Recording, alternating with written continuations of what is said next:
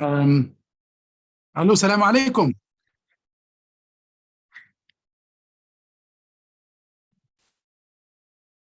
وعليكم السلام دكتور. الله يعطيكم العافيه ان شاء الله. معليش تاخرت، بس كان عندي عمليات كده والوقت اخذنا. الله يعطيكم العافيه، اسف للتاخير مره ثانيه.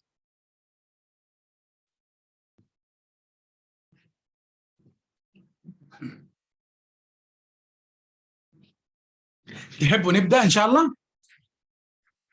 Yes, doctor, we can start. Yeah, okay.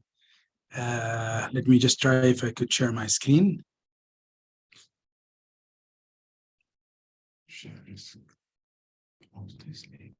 So I need, who's the host? I need you to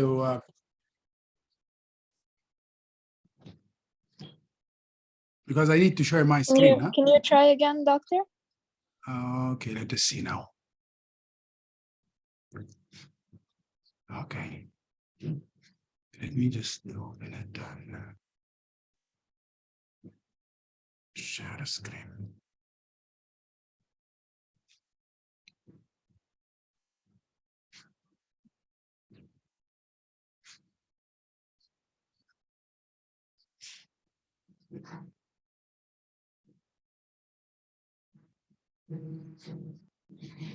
I'll stop sharing now.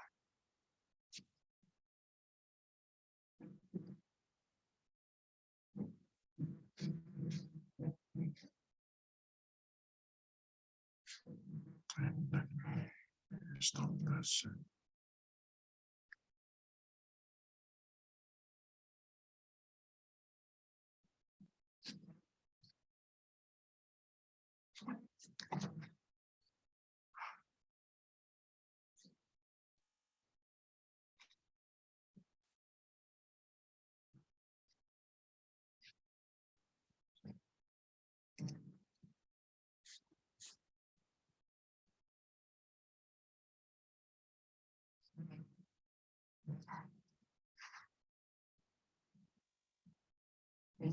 Can you see it right now, guys? No? Doctor, are you facing the issue? So you can see it now. You can see the screen? No? No, we can't. Okay. See now?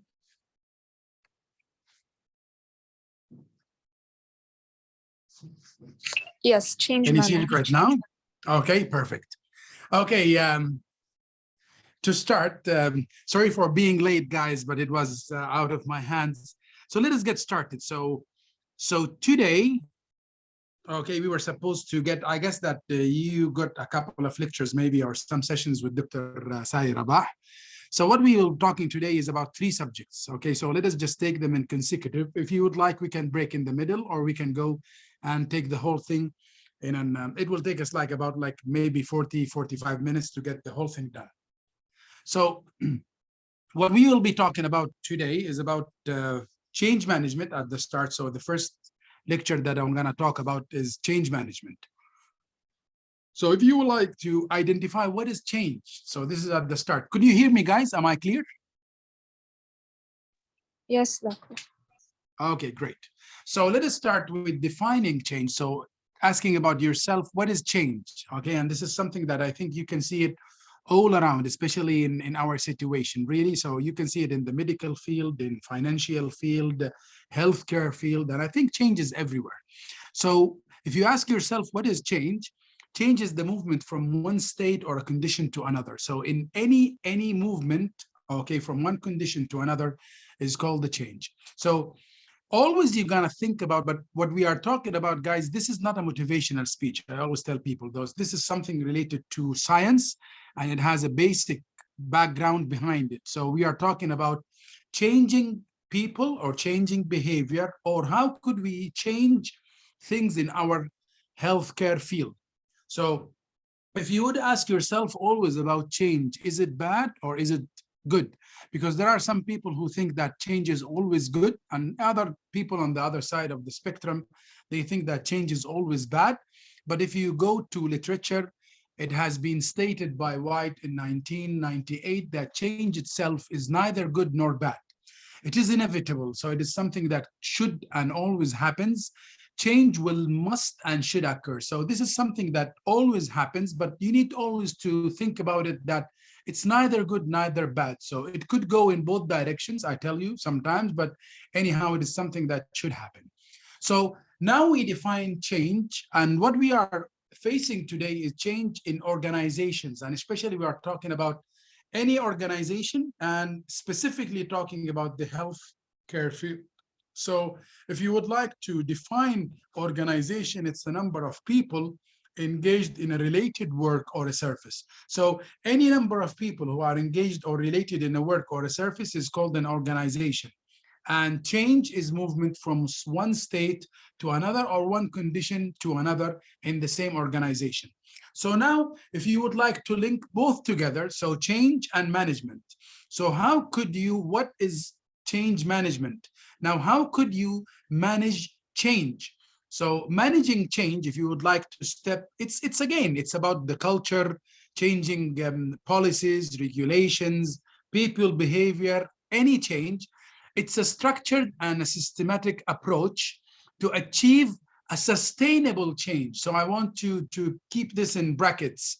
It is something sustainable. So it is not something that happens for a day, for a week, or for a month, and then it disappears. So it's a sustainable change. And the other thing that I want you to notice that it is a change in human behavior. So those are the two basic, let us say, pyramids of having change. So it's a sustainable thing, and it is in human behavior within an organizational setting. So this is change. So at the start, you go from communication, education, training, and you get support.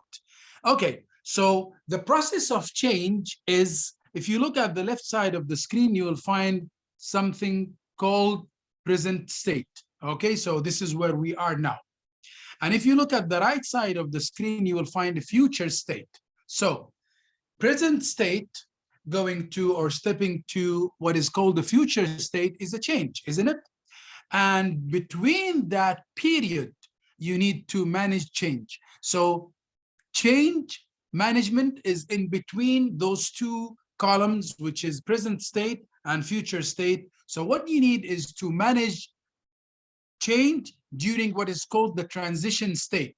So this is the transition state where you transfer from present to future. And this is where you need to manage change. And this is something that I want always to stress. So if there's something I want you to get out of our lecture today is that managing change is to change people. It is to change their behavior. It's all about changing people behavior.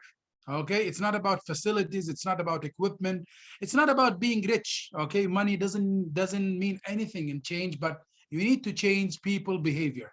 It's again, it's changing people or changing their behavior. So asking yourself, what might be the trigger for change? So why should we change, or why do change occur? Change occur because we have some triggers, okay, most of the time. And even if you are not, if you don't believe in change, or if you are not expecting that you want to change, there are some forces, and I tell you, that would play and push you towards change. So if you look at that circle now, you will find at the yellow, which is the outermost part of the screen, those are called external triggers. So those are triggers that triggers change within, I say, within a community, within a hospital, within a company, within countries. Okay, it's everywhere. So there are some international, let us say, international triggers, some economic triggers. Okay, I'm not going to go through all of them, but I think you can just imagine that there are some international things that happens all around. So it pushes us toward change. There are some economics. Okay, so if you have like flow, or if you have less money, that would also trigger you to change. Technological, socio-cultural, and sometimes you get through the political or legal issues. If you look at the inner part, which is the core of this circle, you will find what is called internal triggers. So internal triggers is like directors, Okay, so those could trigger sometimes for change, employees in the same organization, or sometimes the culture. So internal triggers are like the directors of the place, so let us say the CEO of an organization or the vice dean of your college. Okay, so those guys sometimes can trigger change, but it's called an internal trigger for change. Employee culture could, and if you look, there is something in between. So there is people, or let us say things that can be sometimes internal and sometimes be external. And the best example for this is the owners. So owner of an organization, or let us say an owner of the university, or an owner of a let us say any business, could be sometimes an external trigger. So if he's not working in his business, or he's not part of the organization, that means that he should be counted as an external trigger. If he is working, or if he is one of the board like directors of the company, that means that he's an internal trigger. So sometimes customers also sometimes could be internal or external, whether they work in the like in the hospital, in the company, or they are only customers. So we can go through some internal triggers. So these are some of the internal triggers. So if you have a new CAO of an organization, or sometimes if you want to revise the administrative structure, sometimes if you want to cut overtime, train people, recruit. So all of these things could trigger any organization to change. Staff redundancy, sometimes if you have people who are not working, so this is something that you will get less money and then will trigger you towards change. Okay, so this is something that I want you just to keep in mind today, and this is one of the theories that has been proposed for change. So change management theories, if you go to literature, you will find, I tell you, tens or sometimes hundreds of them, okay? And this is one of the most popular one, which has been published by J. Kotter. His name is John Kotter. Kotter published that in 1995, and it was talking about leading change and why transformation effort fails. And it was published in Harvard Business Review, like in 1995. And he said that leaders who successfully transform business do 8 things right, and sometimes they do them in the same order.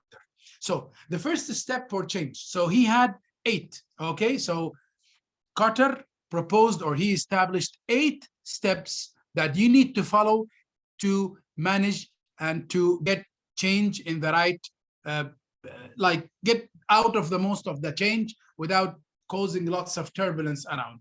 So the first one is establish a sense of urgency. And this is, I think, this is the first step, and I think it's the most important step in changing any community, culture, organization, or any place.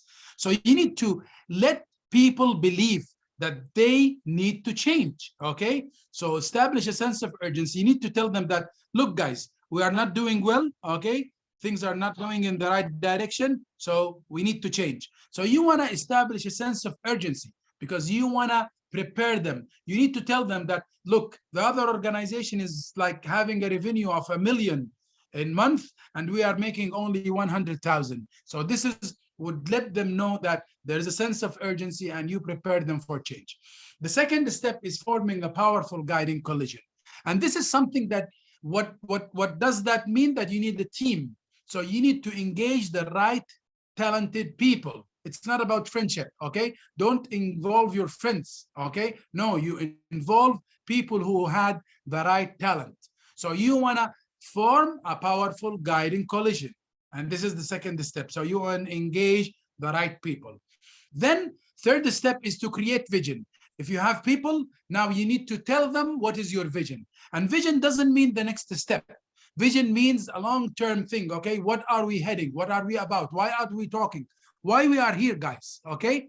Because absence of vision can lead to confusion. So you need always to develop strategies for achieving that vision. You want to tell them that this is the road, okay? We will go with this road, and this is where we will be in the future. So you want to keep them really knowing what is our vision. The third thing, that you need to communicate vision. So you stay with people who are really talented, the one that you have formed as a powerful coalition.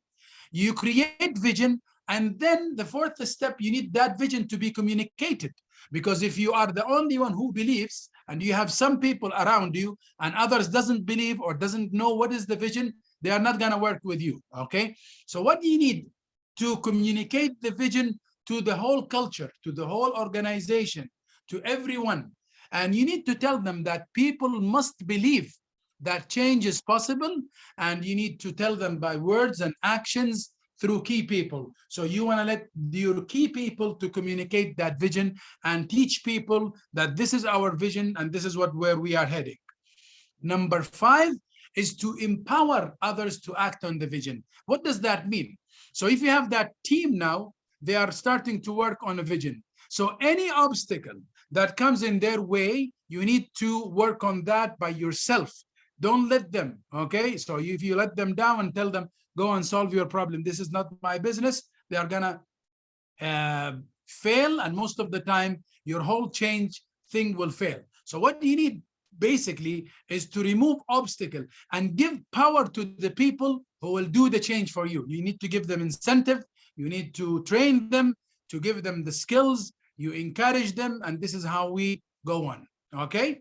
Number 6 is to plan for and to create a short-term one.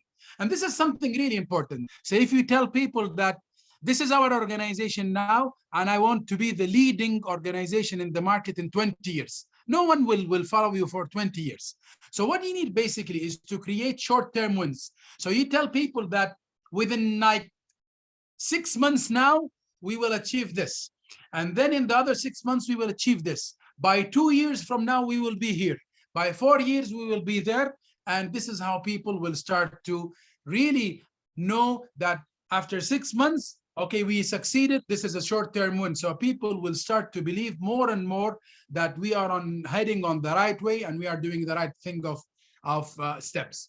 So you need to recognize and reward employees. And you tell them in 6 months from now, guys, if we reach to like this stage, you will get an incentive. You will get a bonus, you will get an extra salary, or you will get this, okay, this and this and this. So you want to create short-term wins, so you encourage people. Number 7 is that you need to consolidate improvement. So consolidating improvement is something really important, because never declare victory soon. So you need to hire, promote, develop employees, and this is how you need to consolidate the improvement. So once you get any improvement, you want to fix it, okay, and keep it solid, so it doesn't fall back. Number 8, and this is the last thing that they call it, institutionalize the new approach. So what you need this is to anchor the change in the organizational culture. So you let people knowing that what we have now, okay, or what we reached now is something that you will never lose again. We will never go back to like, let us say, square zero. So you, in other words, see in brackets, so you could say new way we do things around here. So this is how we do things.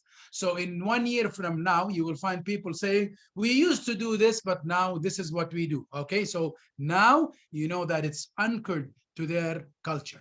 Okay, so and these are the 8. So if you are not following, or if you just go for not following the 8 steps that Kotter has proposed, now you get the failure. So Kotter reason for a failed transformation, it's the negative of the 8 steps that we heard about just now. So not establishing a sense of urgency, not forming a powerful coalition, not creating a vision, not communicating vision with others, not removing obstacles to the vision, not planning for and not creating what is called the short-term wins, declaring victory soon, okay, and let go, okay, so guys, we are fine, that's it. So this is not good, and not anchoring change in the organizational culture. So those are the 8 reasons of failed transformation. So going back to literature, Beer and Norea in 2000, they have really established, or they have done some studies on organizations, and they propose that 50% of all organizational change project fails. So, and why does it fail? Because of the things that we mentioned just now. Majority of organizational change effort fail in the early stage. And early stage failure is always due to insufficient buy-in. It's because people doesn't believe. So what you need basically, that you need to motivate, encourage people. If they if they really pay attention to what you are doing and they believe that change is something good, now they will start working with you and things will change. A large percentage of change does not fail, comes up short of their like goal or vision. And this is something not bad, I tell you. So if you were like, if you are planning to be like in step in step B in 6 months, so if you reach the step B in 1 year, this is not a problem. And even if you didn't reach the whole, like let's say vision, or you reach that partially, this is not bad, because now you can work on it and promote people to go for the full picture. Most of the times, if you talk about change, you talk about resistance, because what hinders change is resistance. And we have 3 types of change resistance. So it's not only resistance that comes from like the environment. No, sometimes resistance is to change itself. So sometimes people, they resist because they resist the change. They don't want it to change. Okay, so they refuse the idea. They don't want to change. They feel that they are doing good now. So this is one type of resistance. And I think every one of them could be solved by a way or another. The other type, that resistance to change strategy. So sometimes you will find people who believe in change, but they don't not believe in the way that you are executing change. So they are not happy with the steps that you are doing or your strategy or the way you are executing change. You got the point. And the third type, guys, is resistant to change agent. And I think this is the most often, because people now, sometimes you will find people, they believe in change, they know that change is a must, they believe in the strategy and they want to change, but they don't like the leader, or they don't like the changing agent. They don't like you as a person. I don't want to follow you, okay? And this is something that I think it's hard to solve, and this is one of the things that is hard to solve, but anyhow, it could be solved by a way or another, okay? So in summary, take home message, there is always a room for improvement. Change without resistance is an illusion of change. So most of the time, if you are starting change, you should get resistance, okay? You need to expect resistance, but you need to work on that. So you could eliminate resistance and ask people to join and buy in and believe. And the third thing, that you need to know that introducing change slowly would give more time for people to adjust. So you need not to go from A to B all of a sudden, but you need to prepare them, okay? So if you prepare people, and this is how you work on their psychology, I tell you to prepare them for change. Even people who are not believing, at one day they will say, oh yeah, change is good, let us change, guys. So this is what you need to know, and this is all about change. If you are willing, guys, we can go for the second. It's up to you.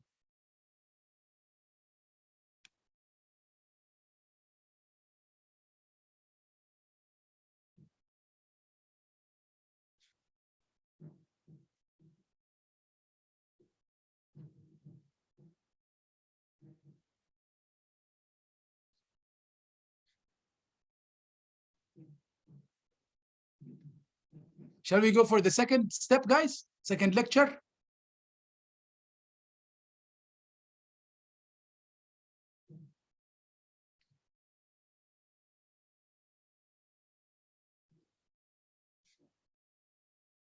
Are you still with me, guys? Yes, doctor, yes. Okay, shall we go for the, do you prefer we go for the second than for the third?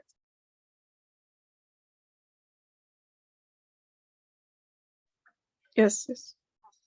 Okay, perfect. Okay, so next lecture is about teamwork. Okay, so now we went through change, and to get change, you need to get teamwork, isn't it? Because in change, you cannot execute change alone. So what you need basically is to get a team. So we will talk about teams and team working. You can see it, huh, right now? Yes. So you need to ask yourself at the start always, why should I work in teams? Yeah, why should I join teams? Okay, I'm gonna just work alone. And this is something that you always think about. Why is team working particularly important in the healthcare sector? So this is what we are gonna enlighten or delineate in the coming few minutes. So just to let you know at the start,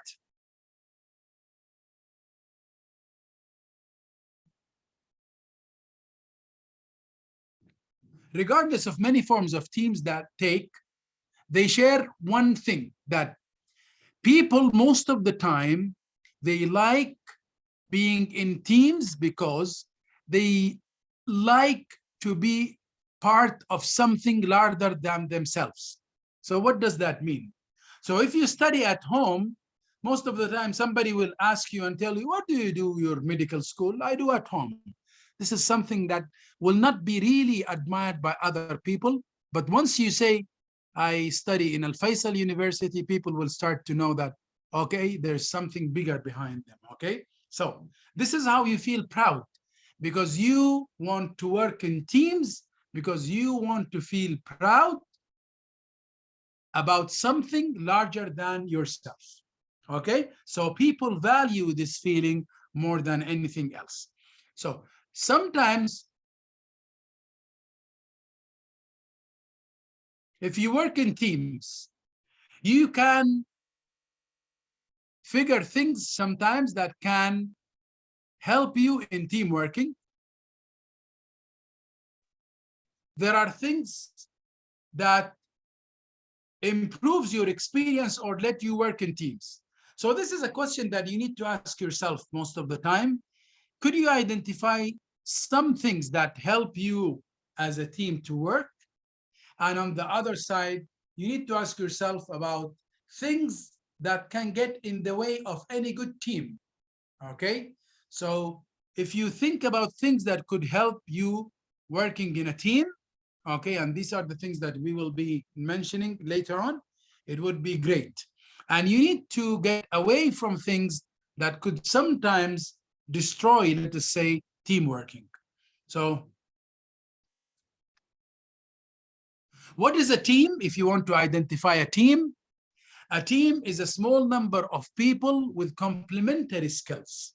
So people have complementary skills, and that means that they are not all having the same thing, okay? So in an organization, you have some like doctors, you have administration, you have nurses. So these are complementary skills. But if you work in a place where all are doctors, it's gonna fail.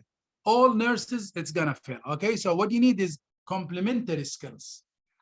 So, and those small number of people, and I tell you, team is a small number, it's not a big amount of people, okay?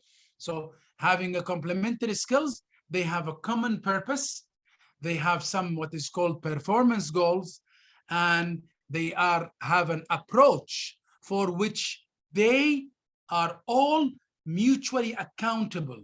So mutual accountability is something really important, okay? So you need to hold yourself accountable and think that I need to do this because I am accountable for this and this and this. So this is part of my job. So talking about what is the difference between groups and teams. Group, most of the time they have one leader, while teams have shared leadership, okay? So all are leaders, okay? And we can talk and, and have a shared leadership. In group, you have common goal. In teams, you have common goals and everyone is committed to the purpose of the goal. Most of the time in group, you have individual accountability. So everyone is responsible about himself. But in teams, you have individual and shared accountability. So everyone is responsible about himself and responsible about the whole team, okay? And the other thing that usually in groups, you have people who are equal to the sum of its parts, but most of the time in teams, you get people or you get more than its parts. And in groups, you get individual work, so everyone works alone, but in teams, you get individual and collaborative work. Okay, so this is how you need to think about it. So team is something that is more sophisticated or more, it's a second step of having a group. So what makes usually a high-performing team? So you need to always ask yourself, how am I going to get in a team which is high-performing team? And this has been documented in literature by Kitzenbach and Smith in 1993, where they found 5 independent characteristics. If you find those independent characteristics in the team, that means that the team is going to perform very well and it will perform highly. Number 1, the team should have a meaningful common purpose. So everyone knows why we are here, okay? So it has a meaningful and it has something that makes sense, okay? It makes sense that we want to work on that. The second step is specific performance goals. So you need to get performance goals. You need to get goals which are specific. Number 3, you need to have complementary skills, as we mentioned before, so everyone should help in a way or another.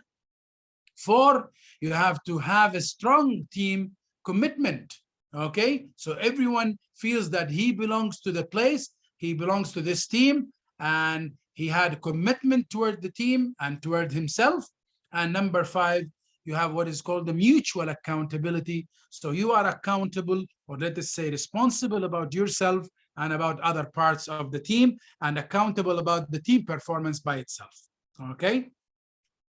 So team development, and this is something that goes deep in the psychology of how do teams, how do they form? So Tuckman, it's called Tuckman Team Development Model, and if you go through it, this is it. So if you would just look at that, you would find that team develops in stages with time. So at the start, you get forming, and that means that you form the team. Then you get storming, and storming period is a period where everything fights. Everybody fights with the other. People are confused. They don't know what they are doing, and they start figuring out, why are we here? Then with time, they get through norming. So they get calm and they get focused. Then with time, they go to performing. So now they start to perform and to work. And at the end, you get a joining of any team. So this is how it goes. So this is how I want you to see it.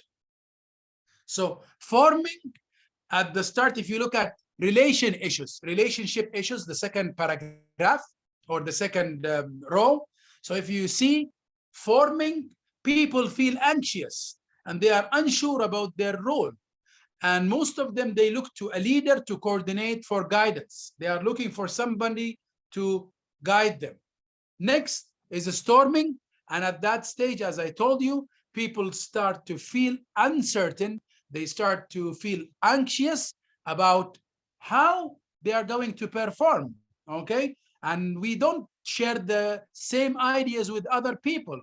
You know, the guy who's sitting behind me is different than I, okay? So how can, I am a doctor, how can I communicate with a nurse? How can I communicate effectively with a radiologist? How can I effectively communicate with administrative, let us say, employee? So this is how you get people start to feel that they are uncertain, and they feel that we are not going to make it. You know, then with time you get through the norming process, which is people start to ignore their individual difference, and now they start to get in a team member and they accept one another. Okay, so everyone accepts the other, accepts the ideas, and they start to work on that. The last step is forming, and now if forming, people start to share the common focus, they communicate effectively and become more efficient and flexible as the result.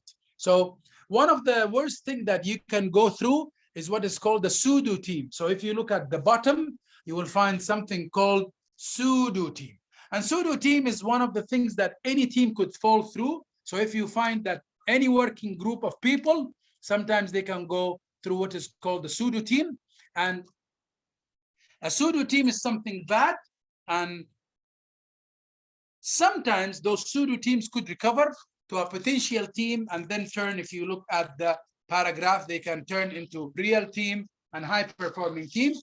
But sometimes it is difficult to get out of that, of what is called a pseudo team. So behaviors in pseudo team that people have lack of a common purpose, so they don't know why they are here or why they are joining this team, or a purpose with which members cannot identify. Sometimes things are ambiguous, okay? We have no leader, nobody shared the vision, or nobody told us what to do. 3, inability to focus on the goals. Sometimes they are unable to focus on the goals, so people are not really focused. Or sometimes, in most of the time, let me tell you, it's not sometimes, you have a poor relationship among the members. So most of the time they have poor relationship among the members. So this is a paragraph that shows the relationship between working in teams and job satisfaction. And it has shown that working in teams increases, if you look at the end green, so it increases your job satisfaction.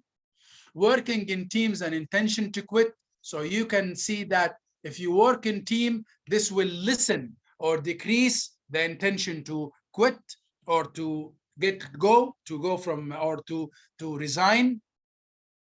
Working in teams and errors, stress and injury, and you could figure out that working in teams will decrease the stress, decrease the injury, and decrease the errors in the same way. So this is one of the studies done in 2002 by John Murray, talking about error reduction and performance improvement in emergency department through a formal team training. So they have done that study in 9 teaching hospitals, and they want to assess people behavior and the things that we were talking about prior to training and after training, how if they let people work in teams. So they want to see, talk about the team behavior, and they talk about emergency department performance, and they evaluated the attitude and opinions of people. And what they found, that after letting people to work in teams, that the critical error rate, or let us say the error rate in the emergency department, like misdiagnosis, mistreatment, and all of these things, it was decreased from 30 to 4.4. Okay. And the other thing that they were talking about, how do people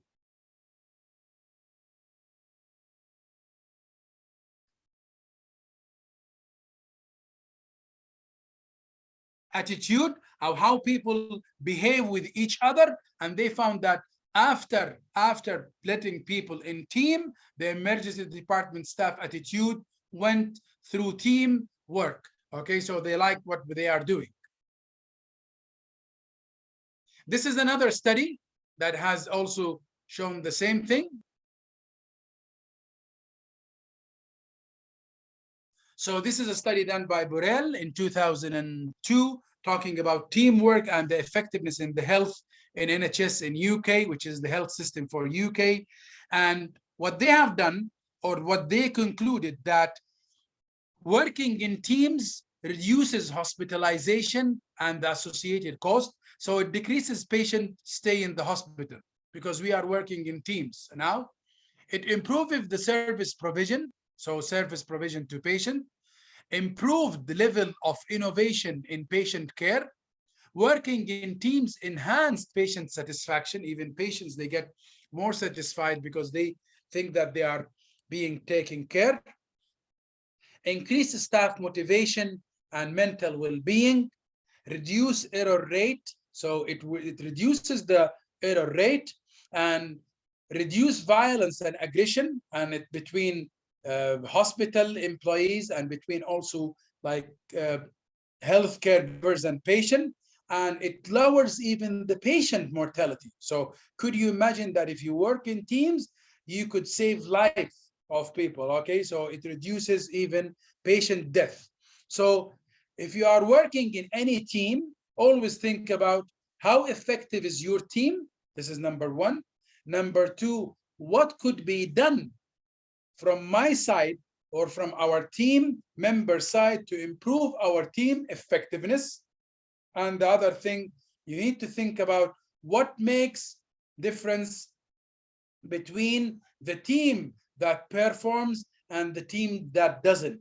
And this will let you to stay away from what is called pseudo team, and it lets you get with the what is called the high performing team. Thank you very much. Let us go through the third one now. Okay, so I need to stop sharing.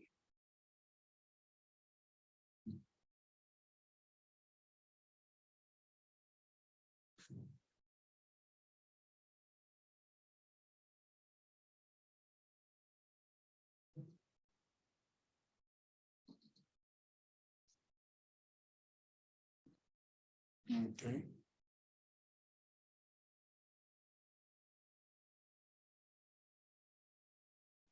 So if we talk about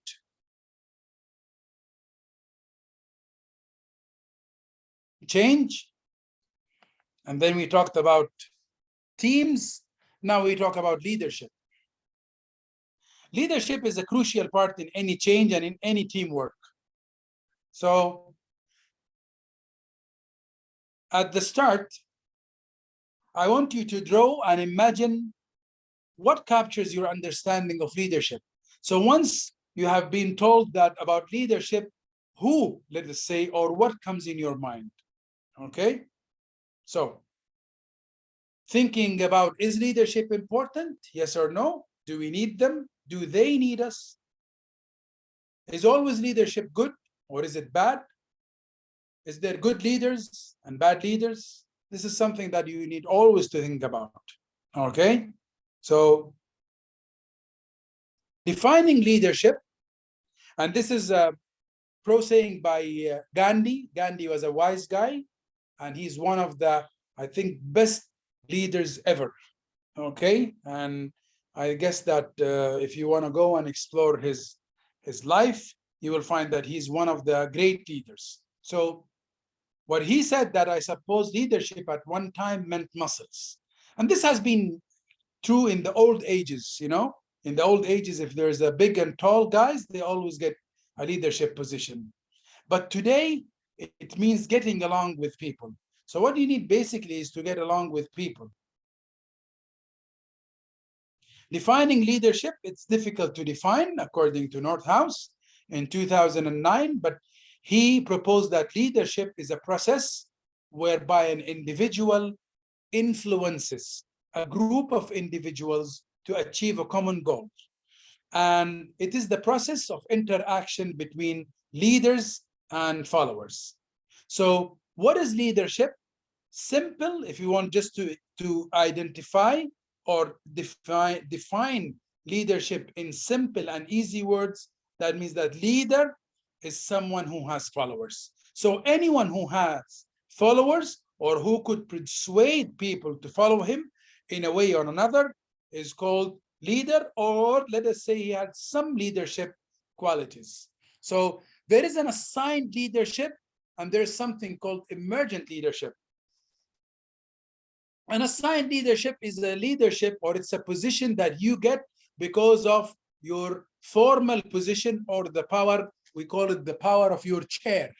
Okay, so if you are the dean or the vice dean, let us say, of a college, if you are a CEO of, let us say, of an organization or of a hospital, so that this is an assigned leadership. So this is something that you have the power of because of your chair. The other type is emergent leadership, which is if people choose you. So now you have no assigned position and you are chosen by people and you are supported and being accepted by others. And this is something good. and this is one of the best. So if you want to identify always leaders, you need to talk about followers, isn't it? So followers is it's an interaction, as we said, between leaders and followers. So without followers, there cannot be leaders, and without leaders, there cannot be followers. So ask yourself, and this is something, guys, I always ask myself, why should we follow? Why should we follow other people? Okay. So one of the things that shows that it's a master-servant relationship. So it's a basic instinct. We look always for our survivor, okay, or our saver. So we look for our survivorship or our saver. So this is why we serve or we follow other. I guess it's a basic instinct. So talking about who's the best followers. So talking about good and bad followers. Sometimes you'll find it's the same. You find good and bad, sometimes good leaders, bad leaders. Sometimes you get good followers and sometimes you have bad followers. There are like lots of examples, guys, that we can talk about, but because of short of time, I don't want to go through all of these. But anyhow, the best follower is the follower that think for themselves at the start. Then they give constructive criticism. It's not about always giving clap to anything that happens. Okay, it's always you need to give constructive criticism, but not destructive. Okay, so you need to give constructive criticism. You need to be your own person. Okay, so don't fake things.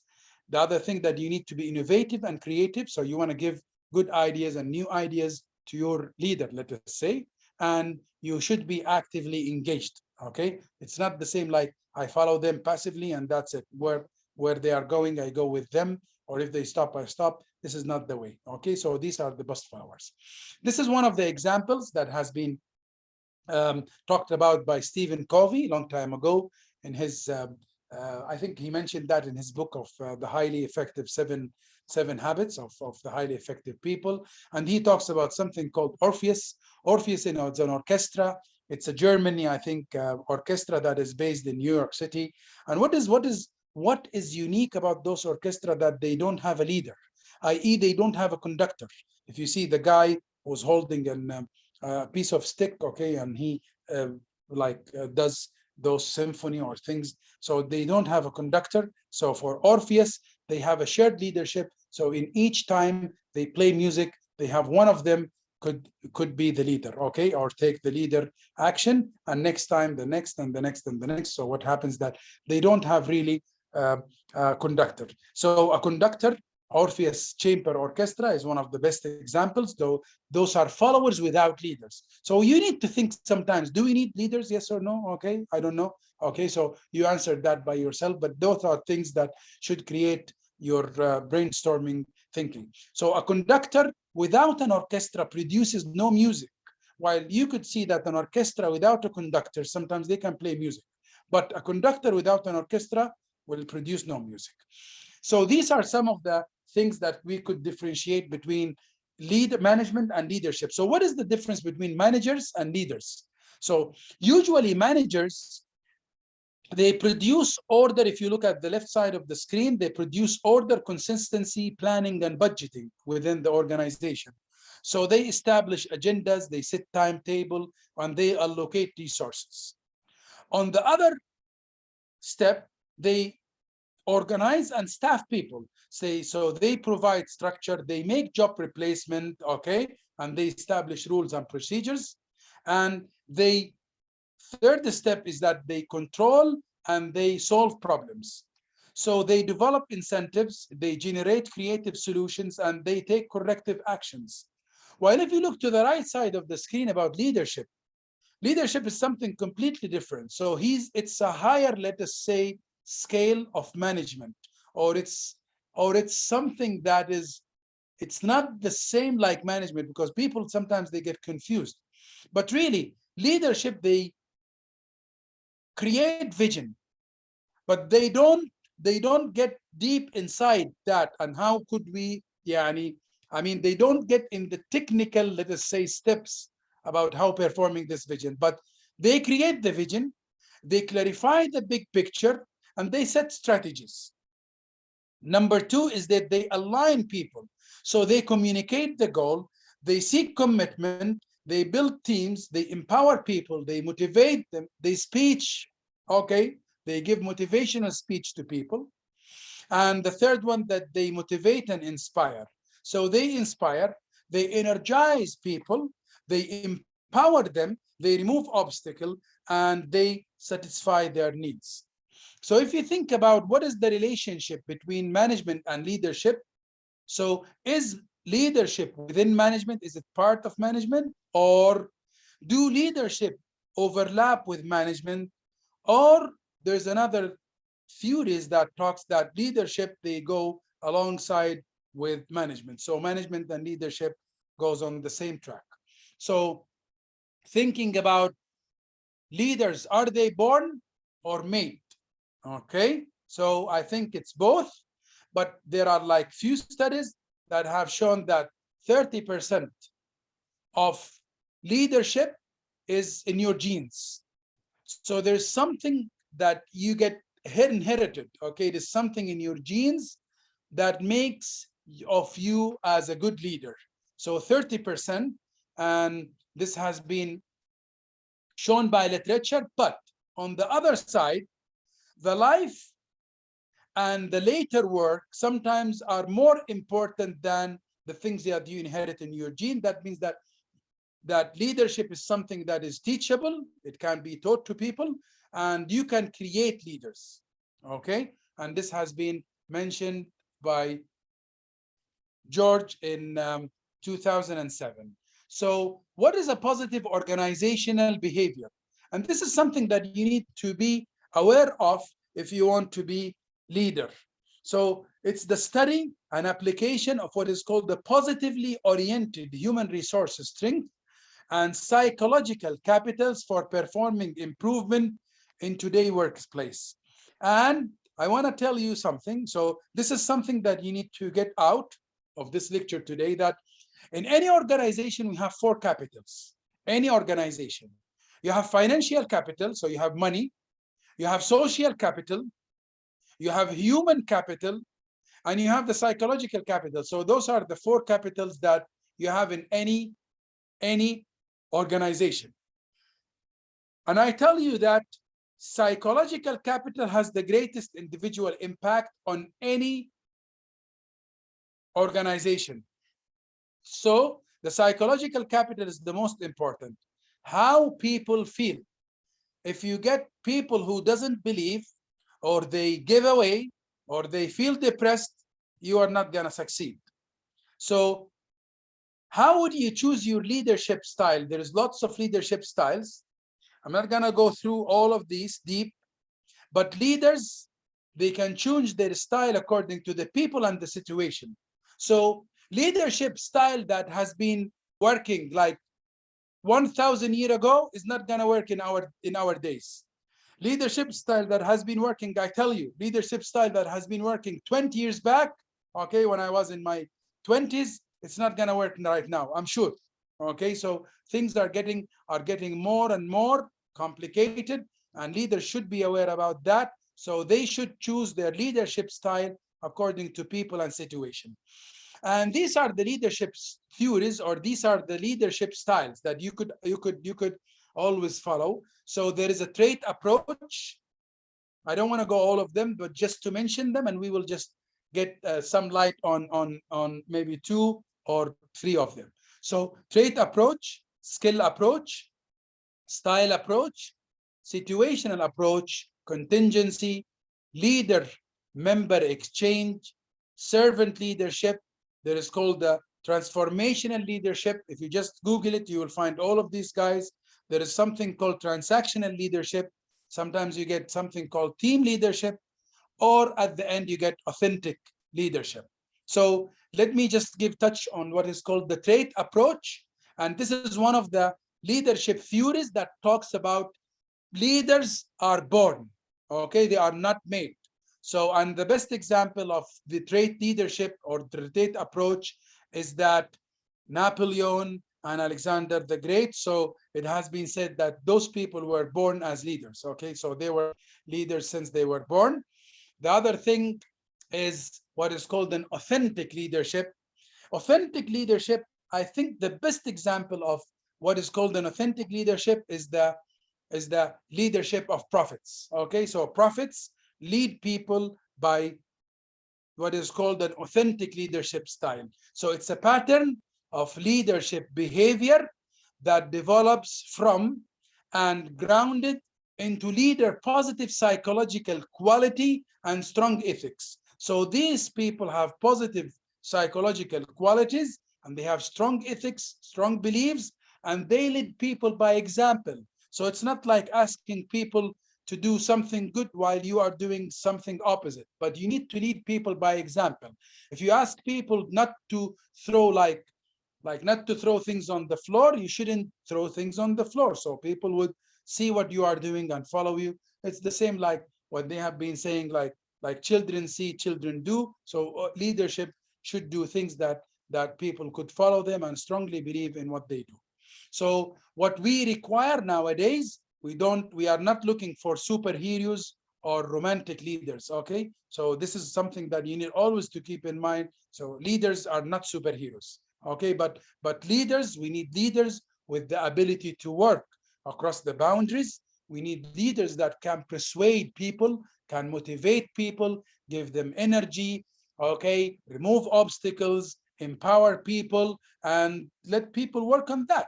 And you need people who had a shared and leadership. So you need what is called sometimes not an autocratic leadership, but you are looking for something more democratic leadership. Thank you very much, guys, for listening. And again, I feel sorry really for being late. And I think almost we are done. I know that we went through it in a hurry, but it's 5 o'clock now. Thank you very much, guys. And let you with Omar, please. And you can just go for your quiz. And I wish you the best. I'll see you next time, inshallah. Thank you very much. Thank you for listening. Have a great time and have a good weekend. Thank you, Doctor. Ma salama. Thank you very much. Bye-bye.